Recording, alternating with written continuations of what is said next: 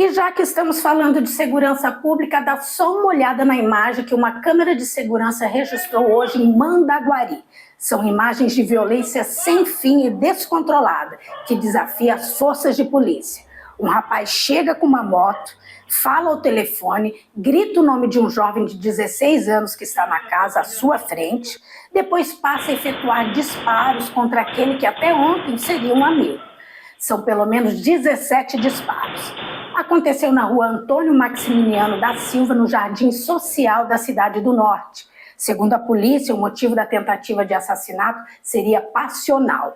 O rapaz que atirou já foi identificado. Já a vítima levou um tiro nas costas, foi atendido no local pelo SAMU e transferido em estado grave para o HU de Maringá.